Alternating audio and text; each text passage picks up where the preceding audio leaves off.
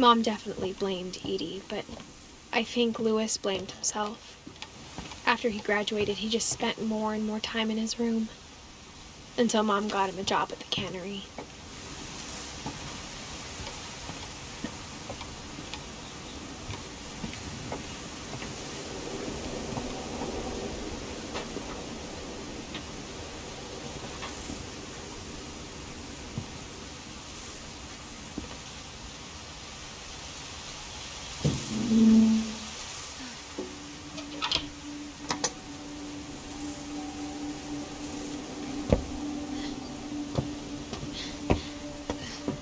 Lewis's room smelled very, very familiar. That part of him lived on.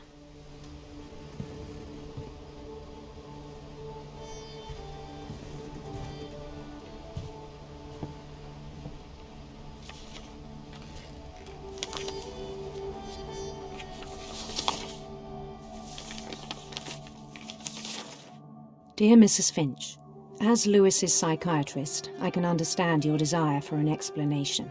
As I see it, the trouble began in January, shortly after we convinced your son to seek treatment for substance abuse. Newly sober, I believe Lewis first noticed the monotony of his daily life.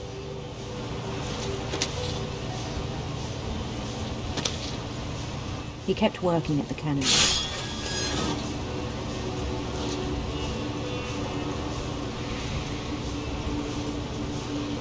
But he withdrew part of himself.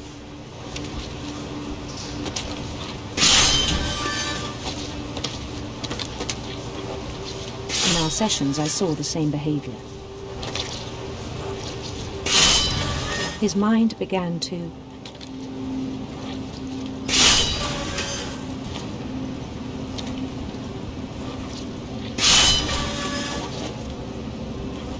wander. I asked him to describe it. He said he started small.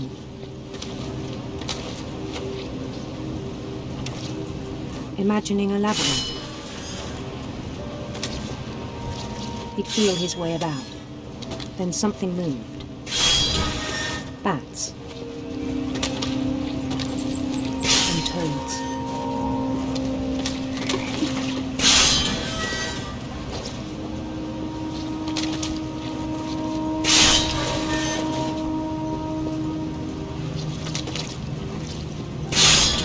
And things that have not names.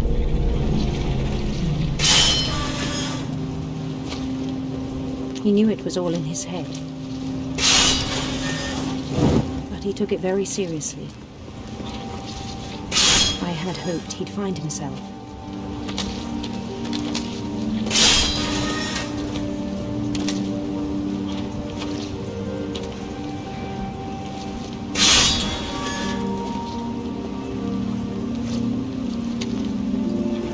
But he found something more.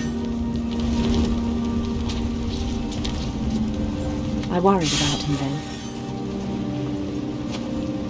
Daydreaming at the cannery.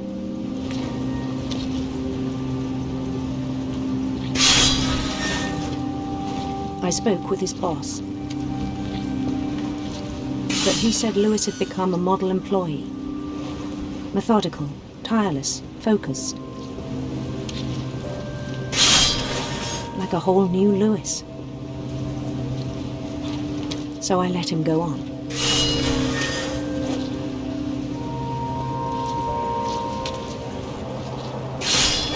I even encouraged him. It seemed very promising at first. He told me he'd made a new friend.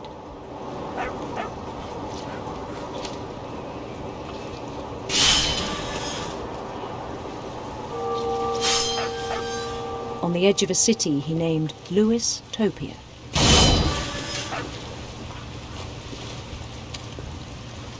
He built the city up slowly, brick by brick.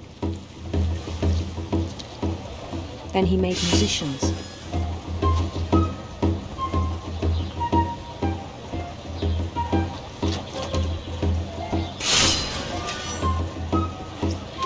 And songs for them to play.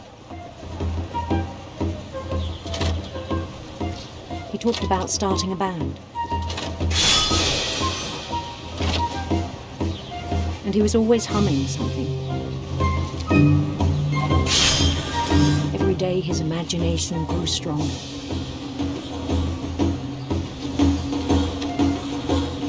He no longer spoke at the cannery. But his chopping was as reliable as ever. Then one day it struck him that all the cheering crowds, even the stones under his feet,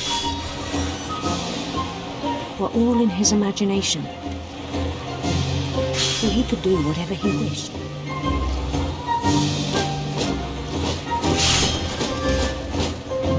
He held an election for mayor, and he won. They begged him to stay, but his mind was already wandering. It became a game for him.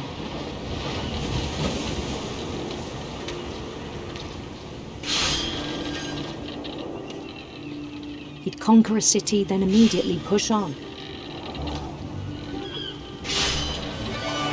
New Louisville.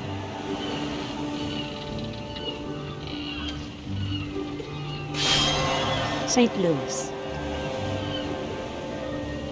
He started drifting away from our reality.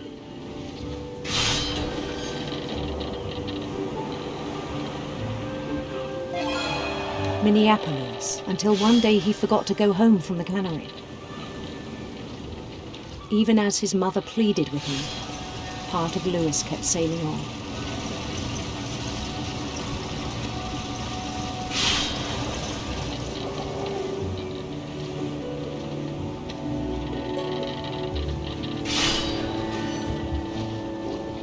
In Louisburg, he heard rumors of a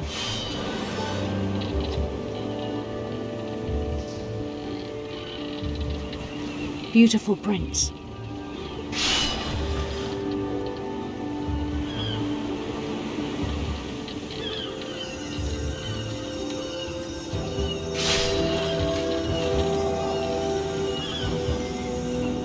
The prince was on his own quest for sinister serpents.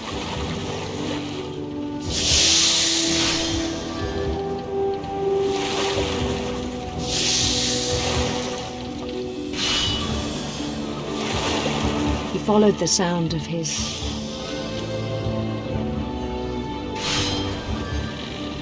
electric sitar.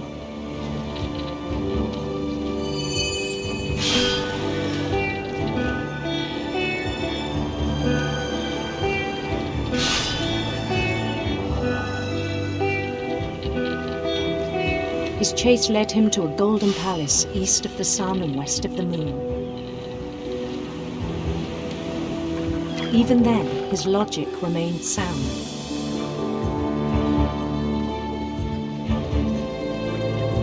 He knew the world was all in his imagination.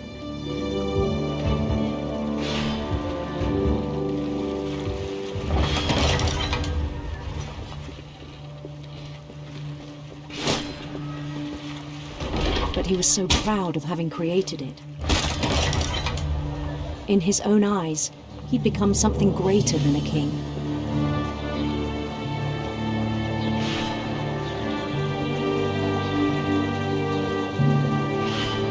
For someone who'd never known success in the real world, I think it was overwhelming. And then it struck him that the real Louis was not the one chopping salmon, but the one climbing the steps of a golden palace.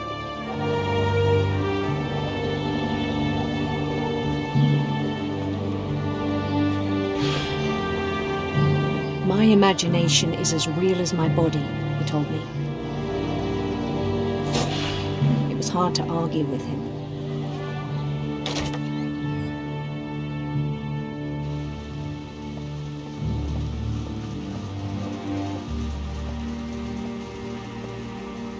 He began to forget the world we know.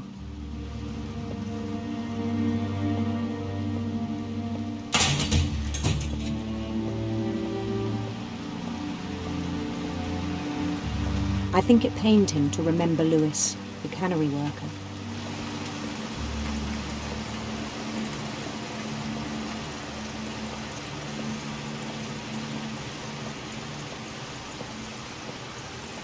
He began to despise the man with a royal contempt.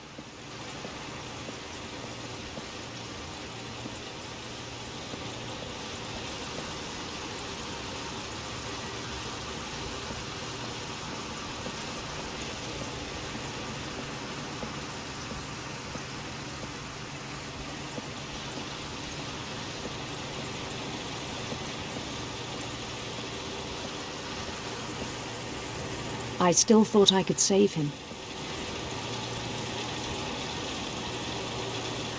Even after he said he was being crowned king over all the lands of wonder.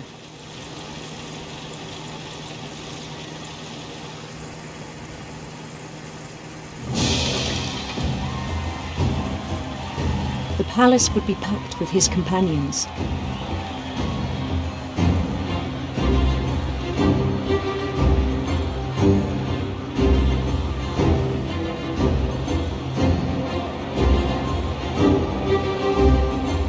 Including the wise Calico who'd insisted on inviting him.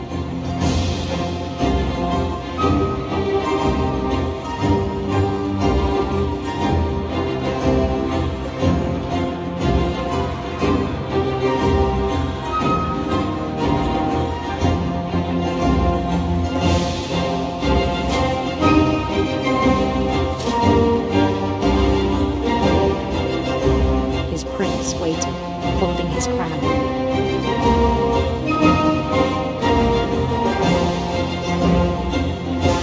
There was only one thing left to do.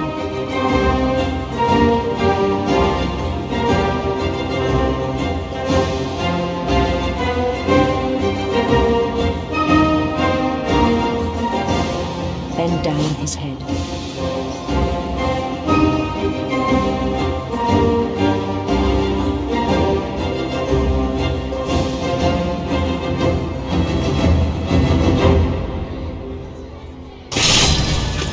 I think you know. Mrs. Finch, your son was a kind man who will be missed by all of us who knew him.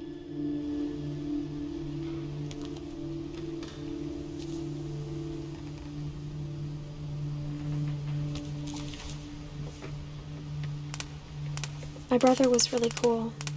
I wish you could have met him.